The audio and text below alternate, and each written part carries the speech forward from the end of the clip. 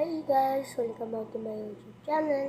So ngayon, magluluto tayo ng pancit canton, chili mansi flavor, at naman tayong cheesy na maanghang, tsaka magtinamla tayo ng mango juice.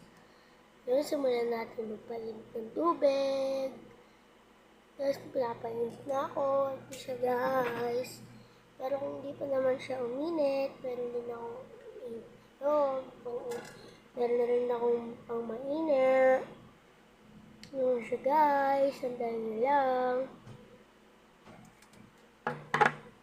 At ayan, meron na lang dito mainit na tubig. Kung kailangan lang yun, pang bawa, kung kailangan na extra na tubig, pandagdag natin yun.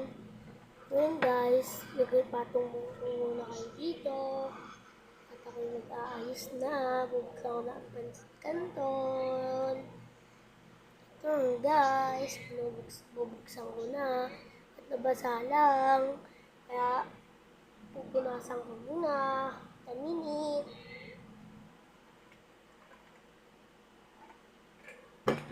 Ayan, balik na ako. Ito, bubuksan ko na at ilalagay ko na nga pa mainit. Nilagay ko na ayan, dito nga pa din sa mainit na tubig. Yan, nalagay ko na. Tsaka muna natin tatakpan. At tatakpan natin. Balik ko. Yan, takpan ko kayo.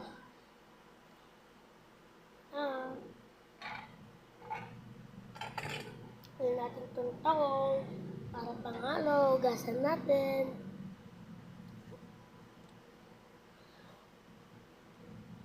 Yan, kinukuha ko na nga yung bandigan sa gripo. Sa gripo ako nagugas guys ha. Baka sabihin nyo, sagam. Ayan na nga po siya. Tusok-tusokin muna natin. Yan. Natin. Kapag natusok ng ganyan, pwede nyo yan takpan. Takpan na natin.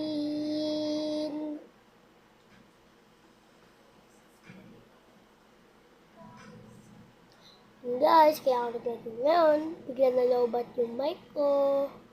Kaya ayan.